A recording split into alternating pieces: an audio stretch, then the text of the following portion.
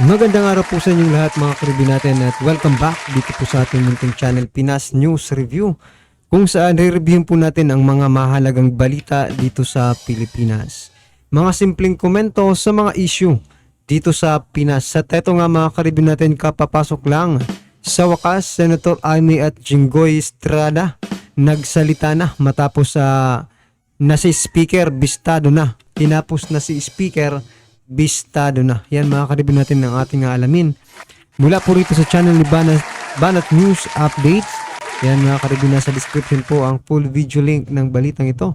Subscribe na po kayo kay Banat News Updates. At kung bago ka pa lang at di pa po nakapag-subscribe sa ating munting channel, please don't forget to subscribe. At i-click na rin po ang bell notification para updated ka po sa lahat ng ina-uploads nating reaction video. At eto na nga, sama-sama at sabay-sabay po natin pakinggan, panoorin at bigyan ng reaksyon ang balitang ito. Ito na po.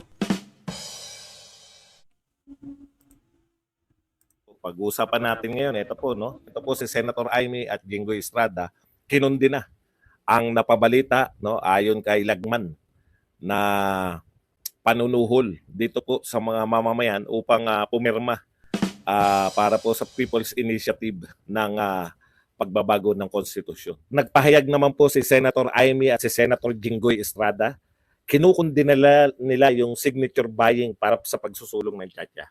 Okay. Alam niyo po, etong signature buying, hindi po to galing sa Senado yung nag-expose nito, no?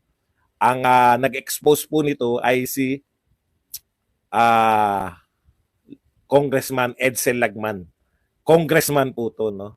So ang sinabi po ni Edsel Lagman, sabi po ni Congressman Lagman, per district, no, tinukahan yung ng super majority. Ito, no, hindi po niya sinasabi kung sino.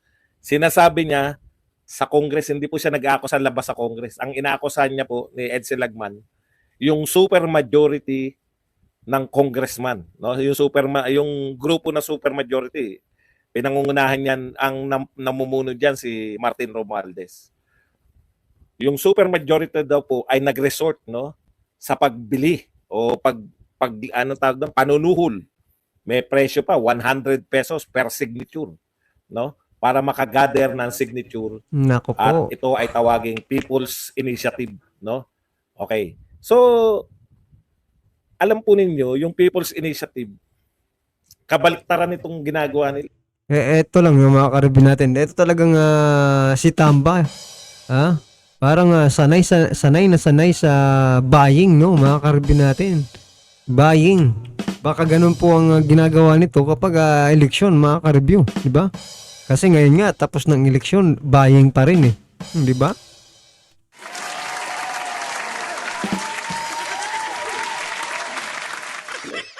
Kung nag-initiate niyan ay yung congressman through mayor at iba pang local officials, hindi po People's Initiative yan.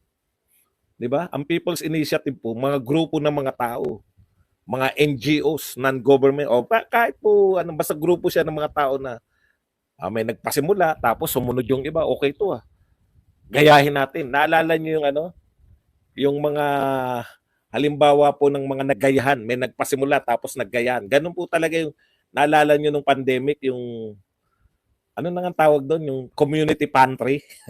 Alam ko may isang nagpasimuno nun, naggayahan. Ganun po yung People's Initiative, no? Meron pong grupo, halimbawa, gustong-gusto nating baguhin yung konstitusyon.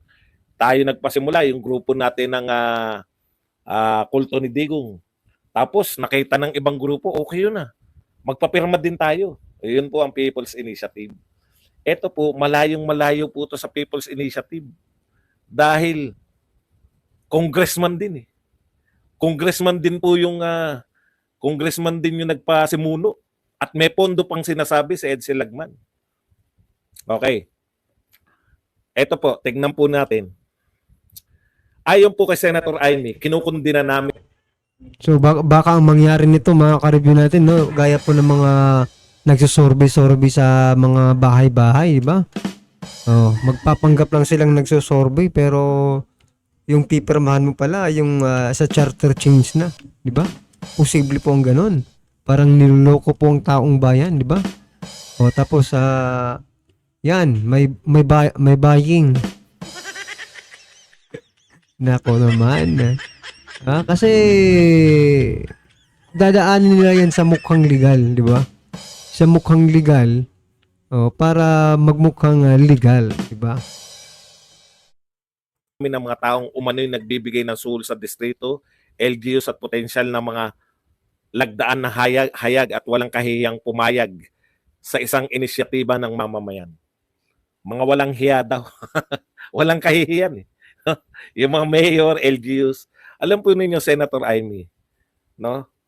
Pandalas pandalas na pong naririnig ko yan sa inyo na kinukundinan ninyo, no? Ito po ay congressman na naman, di ba?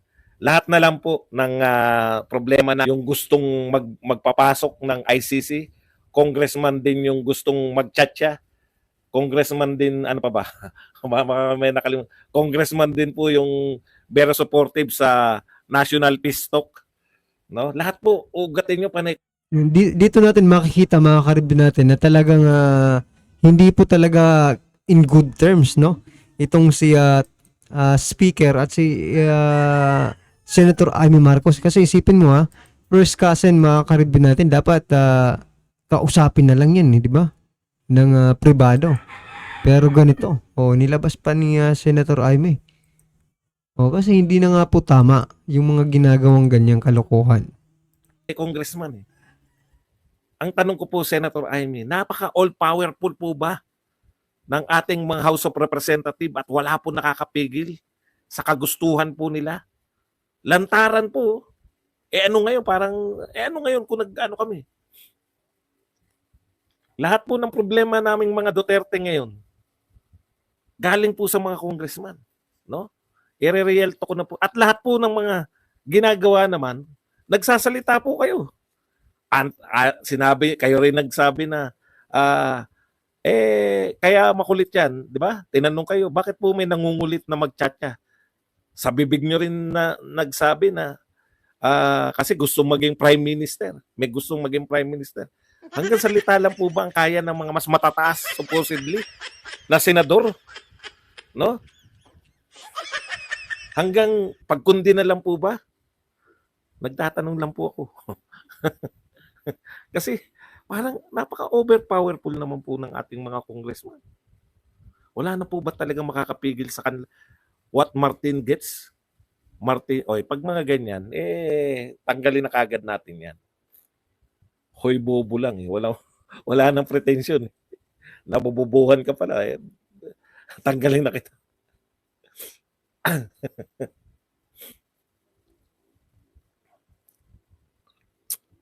Okay. Mukhang mali ako ng Mukhang mali ako ng tama. Tanong ko lang po, no? Salita naman kayo ng salita, Senator Amy. Kayo ay kapatid ng Pangulo. Parang ang pakiramdam namin kung kayo pong kapatid ng Pangulo at Senador ng Pilipinas, walang magawa. Laban, parang anong kaya namin gawin, mga pangkaraniwang Pilipino? Hopeless. Okay, ito pang dagdag naman ito ni Dingo Estrada.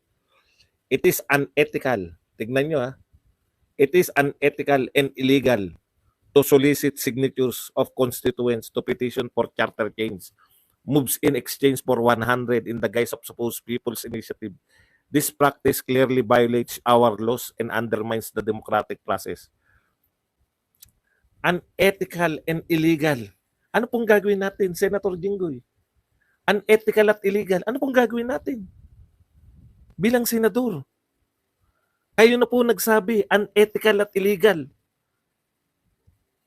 Senador po kayo. Sasabihin nyo lang po, unethical at illegal? Tignan nyo po, sana magkaroon po si Acorda. Nilagay lang yung picture niya, tsaka sinabi na siya ay makanas. Wala po ba tayong magagawa, kayong mga senador? Hanggang salita lang po ba? Real talk po.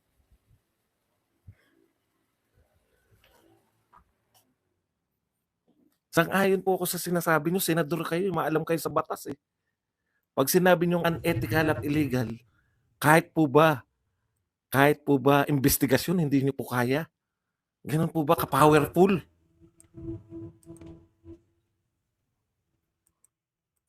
Napaka-powerful po ba? Real talk naman po. Gusto po namin marinig sa inyo na hindi namin kaya yung Congress para hindi na kami umasa kasi hindi ko po alam ano po meron yung Congress. Ayan sinabi niyo, it is unethical and illegal.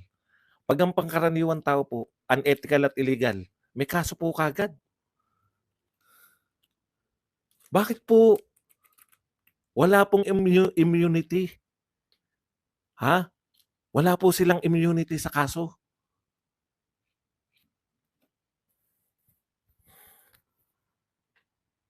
Hindi po pwedeng hanggang salita lang din tayo eh. Senador kayo ng Republika ng Pilipinas. Sinabi nyo unethical and illegal. Anong gagawin nyo? So yan mga karibyo natin, tama po yung sinasabi ni Sir Badong Aratiles, no, mga karibyo natin, na kung itong mga senador na ito walang nagagawa, no, dito sa mga pinaggagawa ni speaker, paano na lang po tayong mga normal citizen, di ba? Tayong mga ordinaryong Pilipino na umaasa lang din sa kanila, no, na tayo ay ipagtanggol, yan laban dito sa mga nangungulimbat ng pera ng taong bayan. Talagang walang takot nga itong si Speaker Romualdez, mga karibyo natin, kasi nga po alam na alam niya na kahit po ano ang kanyang gawin dyan sa House of Representatives ay sasang-ayunan po siya ni President BBM, di ba? Napatunayan na po natin yan, no? Doon po sa ICC, sa CIF, ano pa ba? Doon sa marami pa pong iba, no? Na pinagdidesisyonan, no, ni Speaker Romualdez. At kahit anong sabihin po ng ating Pangulo ay at the end of the day, si Romualdez pa rin po ang nasusunod. Diba? Yan mga karibyo natin, ano po ang inyong reaksyon dyan? I-comment lang po sa baba para at least alam po ng ating mga kababayan ng inyo pong nararamdaman patungkol po sa balitang ito. Right? Kung bago ka pa lang at di pa po nakapag-subscribe sa ating munting channel, please don't forget to subscribe. At i-click na rin po ang bell notification para updated ka po sa lahat ng ina-uploads nating reaction video. At huwag din pong kalimutan mag-subscribe kay Banat News Updates. Nasa description po ang full video link ng balitang ito. Subscribe na po kayo kay Banat News Updates. Maraming salamat po.